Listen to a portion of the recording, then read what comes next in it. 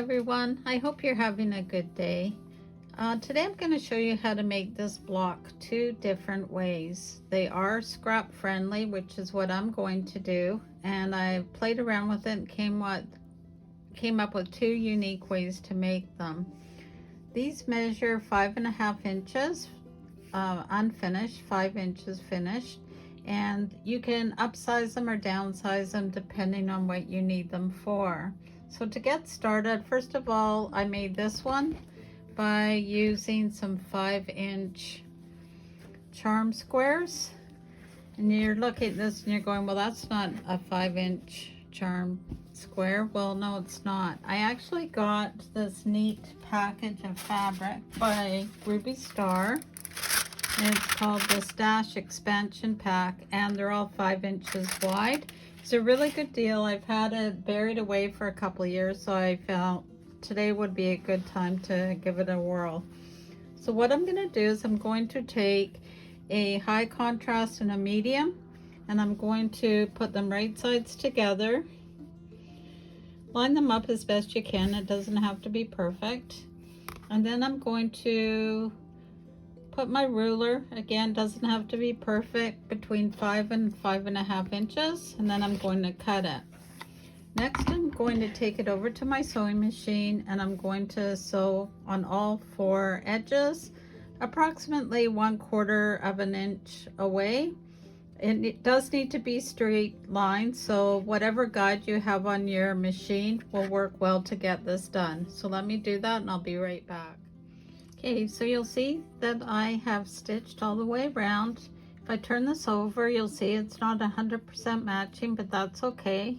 So now what we're going to do is we're going to cut these from corner to corner. So I match up the edge of my ruler right in the corner there and corner here, and then we're going to give it a quick cut. It would be brilliant if I had my turning rotary mat right now, but I don't, or cutting mat. So I'll just do it by hand. So again, we're going to go corner to corner. And I'm not doing the fabric corner, I'm doing the stitching corner. So making sure that these are lined up, and then I'm going to give it a quick cut. Okay, so what we have is we actually have 4 half square triangles. So what I'll do is I'll go ahead and press these, and then I'll be right back. That's better. I found my rotating mat. So next up, we're going to square each of these HSTs to 3 inches. And as a reminder, you're lining up your 45-degree angle against the seam. I press it down. I do 2 sides, making sure that I'm over the 3 inches on the other 2 sides. I like to just get these scraps of fabric out of the way. See what I mean here? That's 3 inches there. Oops, moved it. Okay, so now I'm going to turn it around. I'll just realign, make sure that I'm happy. And so again, I've got this 3 inches here. This is lined up here. And then I will go ahead and trim these down. So let me go ahead and I'll do the other 3, and then I'll join you back here. Okay, so I have these squared up. There really isn't much waste on those. And that was with a generous 5-inch squares. So next we're going to do a stitch and flip. So what we need is we need 8 1.5-inch square of a low volume, something that's going to be a subtle color change to this. So if you look at these other blocks, it's here, and then on this one it's on the outside as well and shows up in the center. So what we're going to do is we're going to draw corner to corner, and then we're going to put these on the corners where we have not stitched. So here, not up So not where the seam is, but we want it in opposite corners. And what we're going to do is we're going to draw a line and stitch on the inside from corner to corner here. And then we'll do the same thing over on this side here.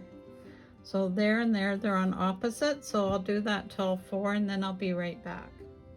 Okay, just showing you a quick tip.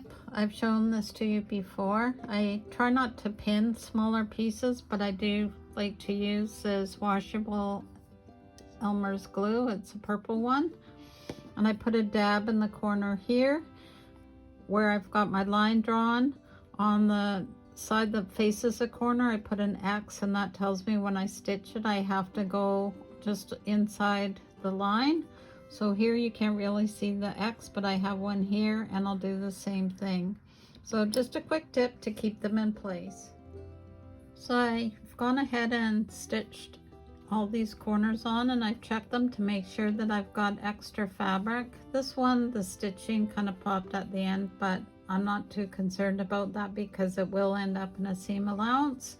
So I'm going to go ahead and cut off, leave a generous 1/4 inch on the right hand side of where you just ran your stitching line, and that's why I have the X, to make sure that I'm cutting off the right side. So I'll go ahead and do that, and then I'll be right back. So I have all these cut off. I am going to put this into my stuffing collection because they are a little bit too small for me. So this is what they will look like. So now we'll take them over to our iron, and we will gently press these open like this. And because these are on the outside, what I'm going to do is I'm actually going to press these seams open. It just helps to take care of some of that extra bulk. If you've got any fabric that is sticking out that you're not happy with, then I would go recheck it and re-square it up. So I'll be right back once that's all done. So they're all squared up, so now it's time to assemble the final seams. I'm building this block. So what you want to do is you want to lay it out so that we've got colors that are opposite each other. So the top two are going to be pointing this way, and then the bottom two are going to be pointing opposite. So this is what it'll look like.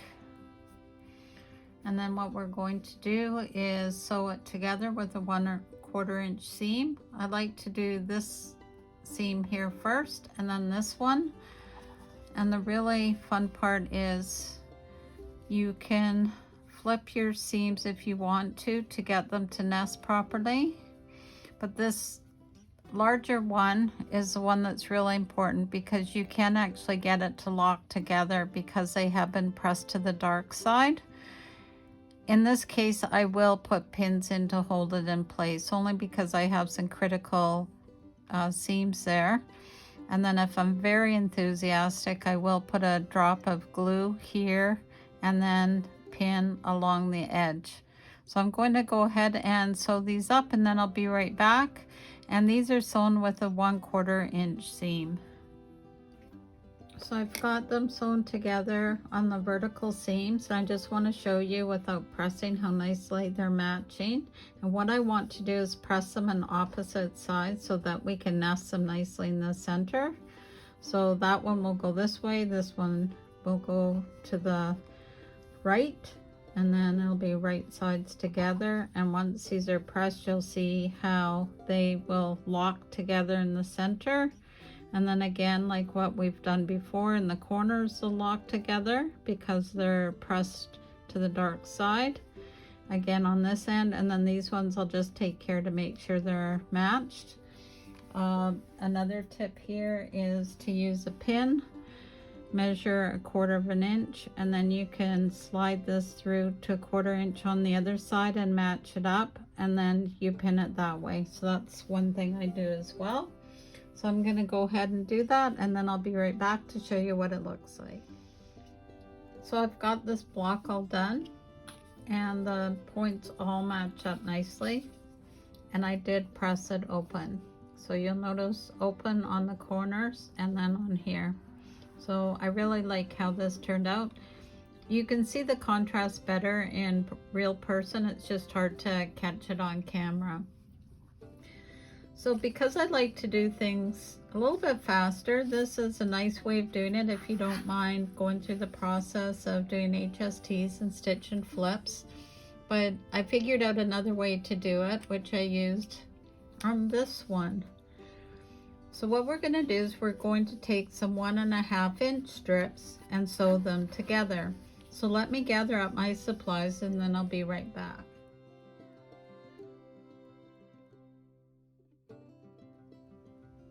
Okay, so here we are for method 2, and to do one block what you will need are 4 of your lighter background, your low volume, 1.5 inches wide by about 10 inches long. You'll need 2 of the darker, again 1.5 by 10 inches, and then of your mid-tone you need again 1.5 by 10 inches. And what you're going to do is you're going to put one bit aside, and then I'm just going to show you how to do 1/2, and then you can carry on doing the rest yourself. So what we're going to do is we're going to piece these together with a 1/4 inch seam, and what I like to do is I'll do these 2 together. This is a white, you can barely see it, and then I'll take this over here and join it together. I'll press them to the dark side, and then I will join it as a complete set in the center like this. So let me go ahead and do that, and I'll be right back. Okay, I have my 2 sets of strips sewn together. So if you can see, what I like to do is I like to bring the ends up and compare the seams to make sure that it's consistent from end to end, which it is. So next what we're going to do is we're going to take, this is a 3.5 inch ruler. We actually need to trim it down to 3, but I don't have a 3-inch one, so I'm going to do this first. So with the 45 degree in the center seam, we're going to trim this down like that. And then I'm going to take the other half and do the same thing. There's a bit of waste here. We can do it on smaller strips, but this is, I always like to have a little bit of extra if I can. And then with these strips, I'm actually going to put them into my to be determined box, and they will eventually get used in something. So I'm just getting that trimmed down. So see how that is? Does it look familiar to the other one? So what we will do now is find the 3-inch on the ruler, and again lining it up in the, so the 45 is running in that center seam like that, and the 3-inch is lined up here and here. Adjust as needed, and then again we're just trimming down these 2 sides, and these cuts will actually end up in my stuffing box. So let me go ahead and I'll do the others, and I'll be right back. Okay, so I have these all trimmed down, so it's the same as before, where I'm going to have a black facing towards the center, and then I'll turn it around and have a light, and then we'll do the opposite. So we'll have a light here and then a darker one here, and that's how this will look when it's all done. The beautiful part of this is if you want to do a mass amount of these, you can do a bunch of strip sets. The smallest you could do it is around 4.5 inches. You still want to keep them the same width at 1.5, just to make sure you have a little bit of extra room depending on your seam. And then you can just mass produce these, and then it's just joining them all together in the end. I really do like this 3D effect. And again, like the other ones, you are going to have the advantage of being able to nest that big seam here. And then what I do is I actually flip the lighter one over so that I can also nest this one. So I'll go ahead and sew these all together, and then I'll show you the final block.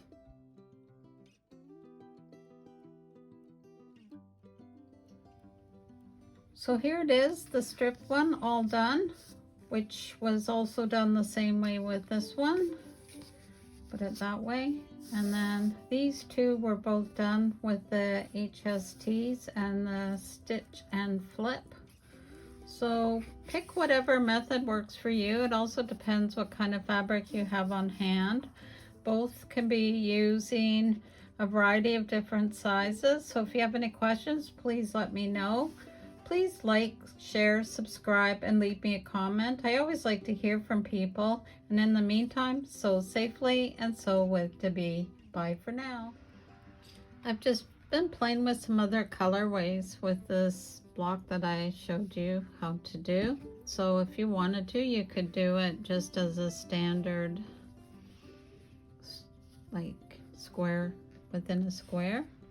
And this is how I'm sewing them together. So that's what this one would look like, which is kind of bright. And then if you wanted to, you could also go down the path of some flying geese. How does that go? You know me. There we go, like that. So just use your imagination and play with these. There's all sorts of different ways that you can figure out new patterns. So again, until next time, have fun, sew safely, and sew with Debee.